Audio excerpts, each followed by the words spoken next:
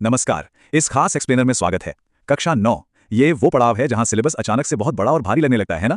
यहीं पर काम आती है जानकारी को सही तरीके से सहेजने की कला। आज हम मिलकर कुछ ऐसे कमाल के तरीके डिकोड करेंगे जो पढ़ाई के इस भारी भरकम बोझ को सिर्फ आसान ही नहीं बल्कि काफी मजेदार भी बना देंगे। चलिए शुरू करते हैं। तो इस सफर में हम किन चीजों पर बात करेंगे? सबसे पहले तैयारी का चरण, फिर नोट्स बनाने की मुख्य तकनीकें, अलग अलग विषयों के लिए खास रणनीतियां, कुछ बेहतरीन आधुनिक उपकरण और टिप्स, और अंत में वो सामान्य गलतियां जिनसे हमें हर हाल में बचना है। आइए सबसे पहले कदम से शुरुआत करते हैं, तैयारी का चरण, यानी पेन और पेपर उठाने से ठीक पहले हमें क्या करना चाहिए। अब एक सवाल उठता है, आखिर ये नोट्स बनाने की इतनी मेहनत करनी ही क्यों है?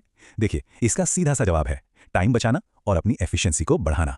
जरा सोचिए, जब एग्जाम बिल्कुल सिर पर हो तो क्या पूरी की पूरी मोटी किताब को फिर से पढ़ना मुमकिन है? बिल्कुल नहीं। यहीं पर प्रभावी नोट्स किसी जादू की तरह काम करते हैं। घंटों की थका देने वाली पढ़ाई बस कुछ ही मिनटों के सुपरफास्ट रिवीजन में बदल जाती है। स्मार्ट तरीके से पढ़ने वाले सीधे कॉपी पेन लेकर नहीं बैठ जाते, वो 4 बहुत ही सिंपल स्टेप्स फॉलो करते हैं। स्टेप 1, पूरे चैप्टर की एक बार अच्छे से रीडिंग करना। स्टेप 2, उस चैप्टर की असली जान यानी उसके मेन आइडिया को पकड़ना। स्टेप 3, उन मुश्किल शब्दों को हाईलाइट करना जो बाद में सिरदर्द बन सकते हैं। और फाइनली स्टेप 4, क्लास में टीचर में जो भी हिंट्स दिए थे उन्हें याद करना। असल में कुछ भी लिखने से पहले दिमाग में कॉन्सेप्ट को क्लियर करना ही सबसे मजबूत नींव है। चलिए अब आते हैं दूसरे हिस्से पर, मुख्य तकनीकें। मतलब अब हमें प्रभावी ढंग से लिखना कैसे है। ये एक बहुत ही जरूरी पॉइंट है। भारी भरकम पैराग्राफ्स को फिर से लिखने के बजाय जानकारी को छोटे छोटे पॉइंट्स और टारगेटेड कीवर्ड्स में तोड़ लेना कहीं ज्यादा स्मार्ट तरीका है। लंबे पैराग्राफ्स देखकर ही रिवीजन के वक्त दिमाग थकने लगता है, जबकि इसके उलट अगर हमारे सामने छोटे बुलेट पॉइंट्स हों तो वो दिमाग में एक ही झटके में रजिस्टर हो जाते हैं। और इसे अचीव करने के लिए कुछ बहुत ही शानदार फॉर्मेटिंग टूल्स हमारे पास हैं, जैसे स्पष्ट हेडिंग्स और सब हेडिंग्स जो हर टॉपिक को एक क्लियर दिशा देती हैं। फिर आते हैं छोटे बुलेट पॉइंट्स और कीवर्ड्स जो पूरी कहानी को बस 1 या 2 शब्दों में समेट लेते हैं।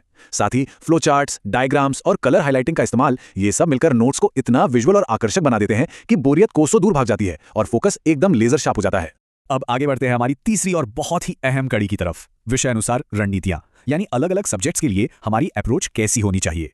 देखिए, सच्चाई ये है कि साइंस पढ़ने का तरीका मैथ्स या हिस्ट्री के लिए बिल्कुल काम नहीं आएगा। हर सब्जेक्ट की अपनी एक अलग डिमांड होती है और उसी के हिसाब से हमें अपनी प्राथमिकताएं बदलनी पड़ती हैं। इस मैट्रिक्स में यही समझाया गया है कि कैसे हर विषय को एक अलग और सटीक रणनीति की जरूरत होती है। चलिए इसे थोड़ा और करीब से समझते हैं। उदाहरण के लिए साइंस को ही ले लीजिए। यहाँ सिर्फ पन्ने भर की थ्योरी रटने से काम नहीं चलेगा। इस विषय की गहराई तक जाने के लिए सटीक परिभाषाओं के साथ साथ एक्सपेरिमेंट्स और डायग्राम्स का होना बहुत ही जरूरी है। सच कहूं तो एक अच्छा और क्लियर डायग्राम पूरे एक पेज की जटिल थ्योरी को खुद ब खुद बहुत ही आसान भाषा में समझा देता है। लेकिन वहीं दूसरी तरफ मैथ्स की दुनिया एकदम अलग है। यहाँ लंबी लंबी डेफिनेशंस का कोई काम नहीं है। मैथ्स पूरी तरह से टिका है फॉर्मूलों की एक पक्की लिस्ट और हर तरह के सवालों के स्टेप बाय स्टेप एग्जाम्पल्स पर। अगर हमारे नोट्स में हर फॉर्मूले के साथ उसे सॉल्व करने का एक बढ़िया उदाहरण मौजूद है तो एग्जाम के दिन कोई भी सवाल नया या डरावना नहीं लगेगा। और जब बात आती है सोशल साइंस या इतिहास की, तो अक्सर लोग कहते हैं कि तारीखें याद रखना बहुत मुश्किल है। यहीं पर टाइमलाइंस जैसे टूल्स एक असली गेम चेंजर साबित होते हैं। घटनाओं को एक के बाद एक सही क्रम में देखने से इतिहास कोई रटने वाला सब्जेक्ट नहीं लगता, बल्कि एक दिलचस्प कहानी की तरह याद हो जाता है। और हाँ, यहाँ मैप्स की प्रैक्टिस करना तो बिल्कुल मत भूलिएगा।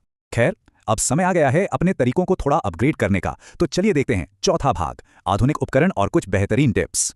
आज के दौर में स्मार्ट लर्नर्स सिर्फ पुराने तरीकों पर निर्भर नहीं रहते। वो बोरियत को मात देने और चीजों को लंबे समय तक याद रखने के लिए कुछ बड़े ही विजुअल और मॉडर्न टूल्स का इस्तेमाल करते हैं, जैसे माइंड मैप्स या खुद का टेस्ट लेने के लिए फ्लैश कार्ड्स। और आजकल तो टैबलेट्स पर डिजिटल नोट्स का भी काफी चलन है, जिन्हें जब चाहें जहां चाहें आसानी से एडिट किया जा सकता है। साथ ही कलरफुल नोटबुक्स भी पढ़ाई को काफी दिलचस्प बना देती हैं। इनमें से एक टूल है माइंड मैप, जो सच में एक कमाल का तरीका है। ये करता क्या है? ये बिना लंबे लंबे और उबाऊ वाक्यों का इस्तेमाल किए बड़े और मुश्किल टॉपिक्स को छोटी छोटी डिटेल्स के साथ विजुअली जोड़ देता है, बिल्कुल एक पेड़ की तरह। बीच में एक मेन आइडिया और उससे निकलती हुई अलग अलग शाखाएं। ये तरीका हमारे दिमाग के सोचने के प्राकृतिक पैटर्न से एकदम मेल खाता है। लेकिन एक बात हमेशा याद रखनी है, ये सारी मेहनत पानी में मिल सकती है अगर हम इसे मेंटेन ना करें। जो छात्र सच में सफल होते हैं उनकी कुछ पक्की आदतें होती हैं। पहला, हमेशा अपने खुद के शब्दों में लिखना। दूसरा, रोज की पढ़ाई के बाद नोट्स को अपडेट करना। और तीसरा, जो सबसे ज्यादा क्रूशियल है, वीकली रिवीजन, क्योंकि बिना नियमित रिवीजन के ये सारे काम की जानकारी कुछ ही दिनों में दिमाग से पूरी तरह से गायब हो सकती है।